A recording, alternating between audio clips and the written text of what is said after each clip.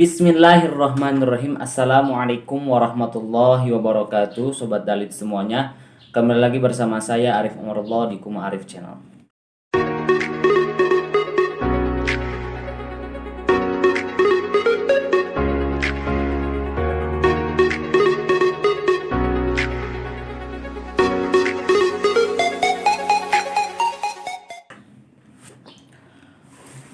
Oke, pada kesempatan kali ini kita akan membahas sebuah fakta yang mana seringkali dilupakan oleh sejarah, khususnya dalam pelajaran sejarah waktu kita SD ya.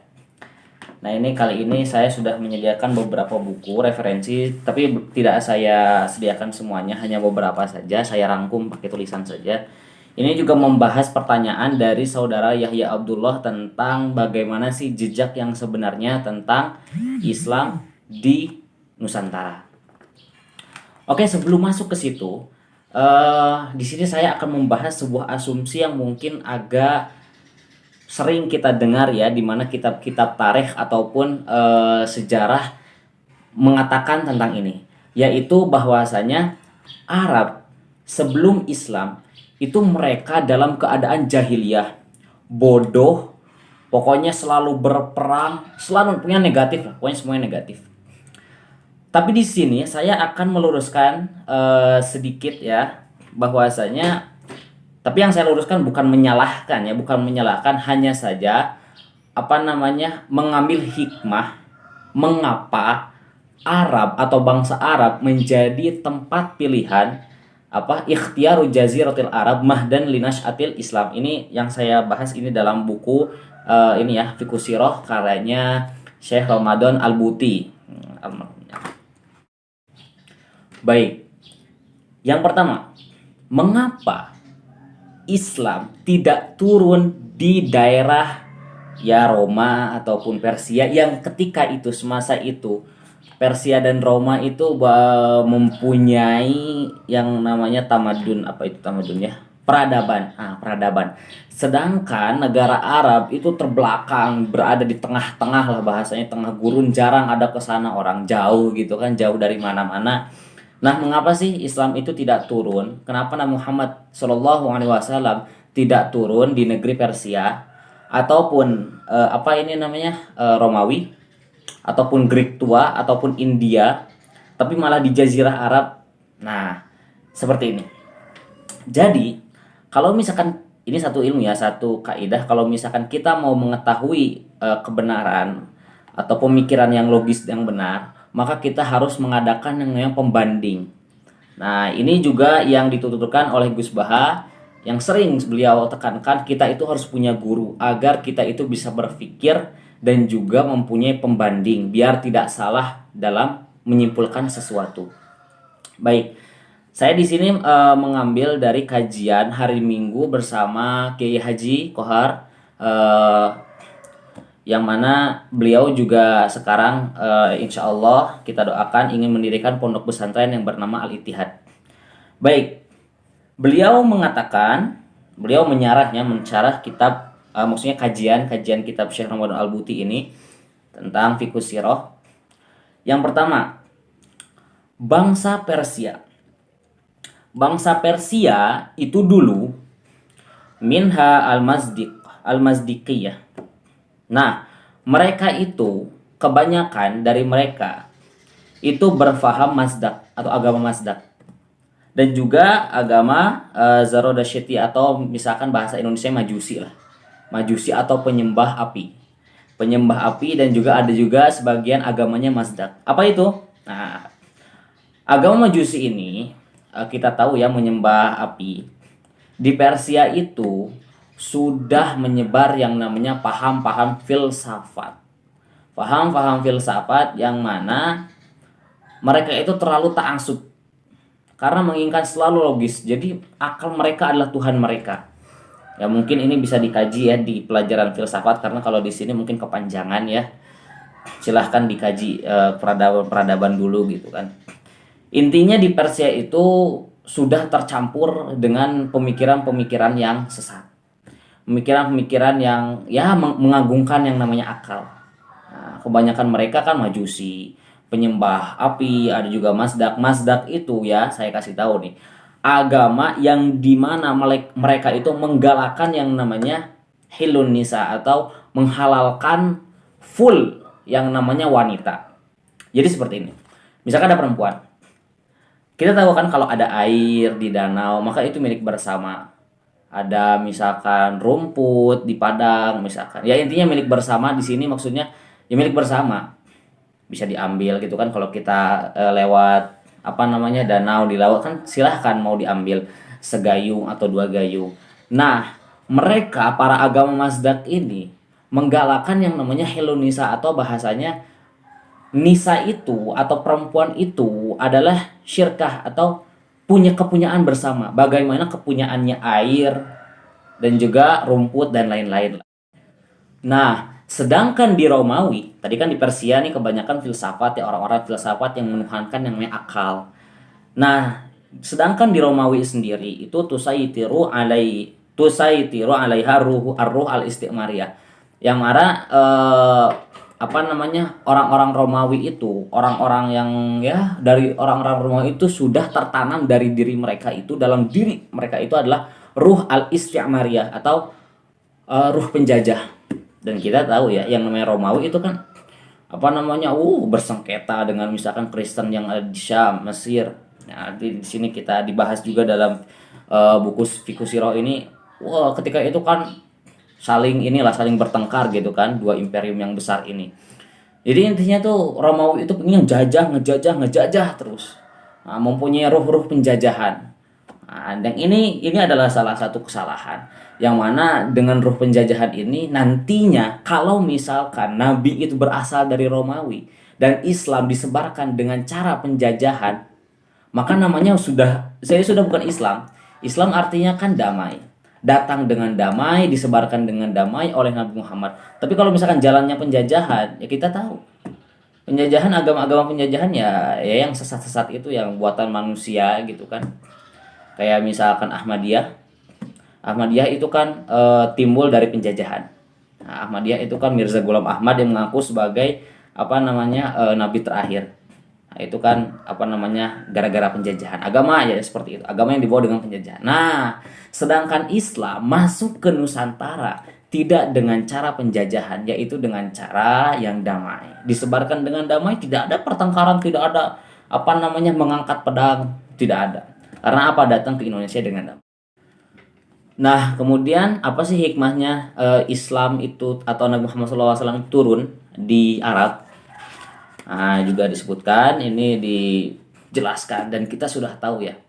Karena satu, yang paling penting orang Arab itu adalah quwwatul dzakirah. Hafalannya itu kuat. Mereka orang Arab, apalagi zaman dulu gitu kan. Para syu'ara, para penyair. Pokoknya mereka itu orang-orang Arab itu tahu nasab mereka sampai berkali-kali ke atas. Sampai ya kita kan mana ada kita tahu. Saya sendiri juga jujur, saya kakek ketiga pun saya atau uyut saya nggak tahu namanya siapa. Nah kayak gitu ya. Jadi namanya orang Arab itu fadailuhum itu ya seperti itu, bisa kuat dzakirah, hafal. Makanya hadis ya Nabi Muhammad SAW sekali ngomong orang ya para sahabat itu kan orang Arab, semua Nabi kan di Arab itu kan bisa hafal teksnya plek sama dengan apa yang dikatakan Nabi. Padahal panjang. Padahal yang dikatakan Nabi panjang, panjang sekali. Misalkan ketika kayak misalkan hadis Jibril tahu kan hadis Jibril? Hadis Jibril panjang. Bisa hafal semuanya. Kemudian apa namanya?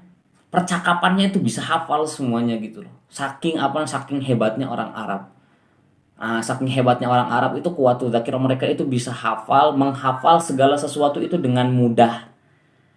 Nasab aja hafal sampai ayahnya ayah, kakeknya kakek ayah dan lain-lain lah. Nah, apalagi cuma perkataan seperti ini, makanya orang Arab itu sangat mudah sekali menghafal yang namanya hadis atau perkataan Muhammad SAW. Kemudian yang kedua adalah fadailuhum itu yakni dalam bahasa Arab. Kenapa Allah memilih bangsa Arab? Karena memang Al-Qur'an akan turun dalam bahasa Arab. Yang mana bahasa Arab ini adalah bahasa yang paling luas dan yang paling luas lah. Karena misalkan nih, misalkan kata ainun, ainun itu kan mata. Kalau misalkan silahkan bagi yang punya kitab Munjid, buka ainun, silahkan. Ada berapa arti yang bisa dicocokkan dalam ainun? Ain dalam berdagang bisa berarti barang. Ain dalam air bisa berarti telaga air. Ain dalam ini bisa berarti itu banyak sekali. Nah, jadi ain itu satu ain aja, kata ain itu berbanyak maknanya. Nah, sama dan bahasa Arab juga apa namanya, misalkan nih orang bilang selamat datang. Orang kan orang Inggris bilang welcome. Ada kata come-nya datang gitu kan. Kalau Sunda wilujeng sumping, sumping artinya datang. Tapi orang Arab itu bilang selamat datang aja, tidak ada kata datang. Datang itu kan bisa akbala, bisa ata, bisa jaa, apalagi bisa kodima. Oh, banyak. Itu satu satu arti loh. Satu satu Indonesia bisa banyak bahasa Arabnya. Gimana pemakaian katanya. Nah, sedangkan di Arab selamat datang aja itu bahasa Arabnya adalah ahlan wa sahlan. Tidak ada kata akar kata jaa yaji, itu tidak ada.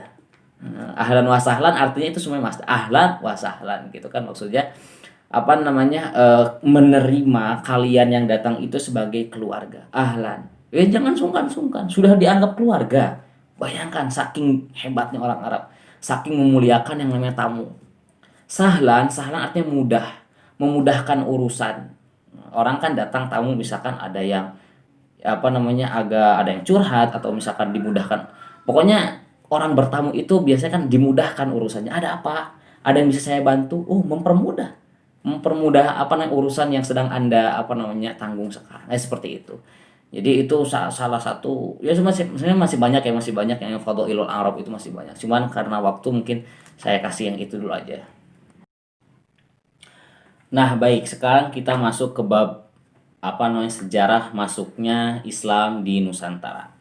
Sebenarnya belum ada ya, belum apa ya, kayak tanggalnya itu belum tentu pas tanggal segitu karena juga kita kan ya dulu kan susah gitu kan, cuman kan perkiraan saja tanggal segini tanggal segini. Intinya sih pada abad ke-7.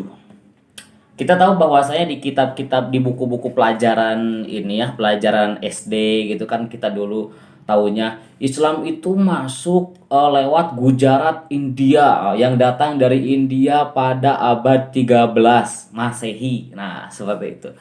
Nah, ini sekedar pengetahuan saja, itu namanya teori Snodhurst. Snodhurst itu di sini disebutkan ya, Snodhurst Gronje, ini kitabnya nih. Ini buku api sejarah ya, buku api sejarah yang bab berapa ini? Bab 1. Jadi bab 1 silahkan bisa dilihat di halaman 100 pas lah, 100 pas. Intinya di sini disebutkan bahwasanya teori Gujarat itu buatannya Snodhurst Gronje atau Snodhurst. Itu juga ini dikasih tahu ya sama buku pengajian hari Minggu, itu juga ini dikasih tahu bahwasanya Snodhurst ini adalah salah satu juga orang yang ingin apa namanya mengagama Islam, menjadikan apa ya, agama itu adat itu jadi agama gitu. Ini intinya dia ini penghancur lah, intinya penghancur agama lah intinya, orang yang ingin menghancurkan agama Islam gitu kan. Jadi dia itu beranggapan bahwasanya nggak mungkin Islam itu masuk ke Indonesia kecuali lewat tasawuf yang dipelajari di India. Ini teori dia nih, teori dia. Di situ suka disebutkan ya, ada teori Gujaratnya Profesor Dr. C. Snodhurst, atau misalkan teori Mekahnya Profesor Dr. Buya Hamka. Ada juga di sini teori Persia. Ini bagus, teori Persia yang katanya Islam itu masuk dalam mazhab Syiah karena orang Sunda itu mengejaknya kan Jabar JRPS gitu kan. Nah, ada juga teori Cina dan lain-lain lah. Nah, di sini yang kita permasalahkan adalah kenapa di buku-buku sejarah Indonesia itu dituliskan bahwasanya Islam itu masuk ke Indonesia pada abad ke-13 Masehi. Padahal 13 Masehi itu bukan masuknya, tapi berkembangnya. Sedangkan masuknya Islam ke Nusantara itu perkiraan pada abad ke-7 di masa sahabat. Ini juga di apa namanya ini yang bilang Profesor Dr. Buya Hamka ya, dengan apa namanya dengan bukti bahwasanya pada ini ya bisa dilihat nih, diangkat dari berita Cina dinasti Tang bahwasanya Islam itu masuk ke Indonesia pada abad ke-7. Ini ada faktanya, sedangkan yang ini tuh cuman apa namanya ya kurang. Yang teori Snodhurst ini udah mau kurang, salah lagi. Ini seperti itu.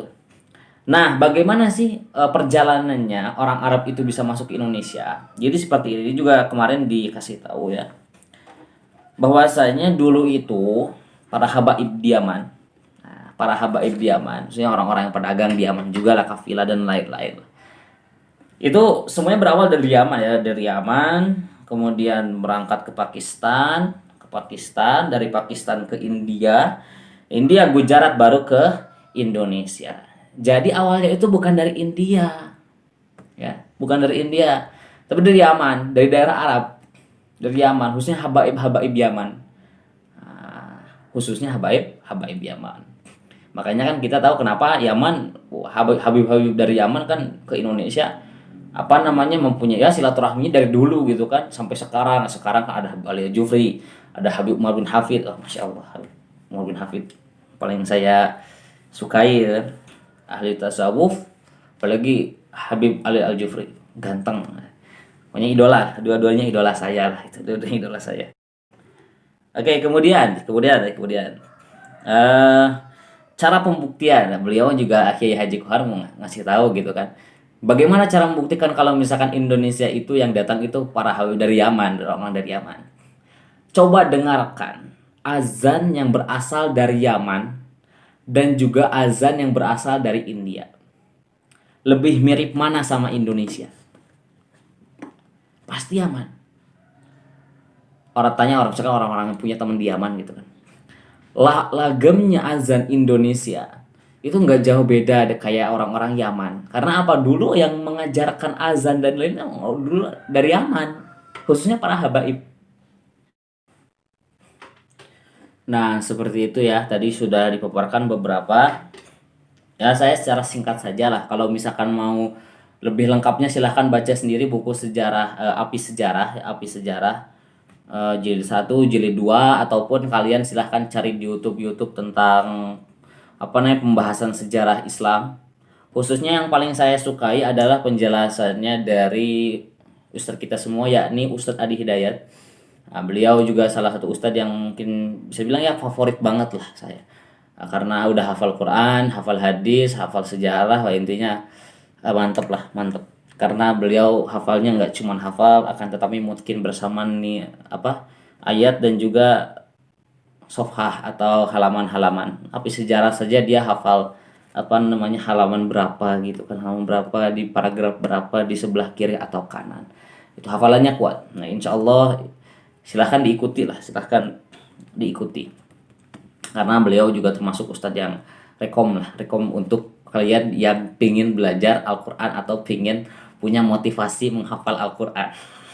Khususnya pingin menghafal Al-Quran, tiru tuh Ustadz Adi Hidayat. Saya juga menurut beliau tapi belum hafal.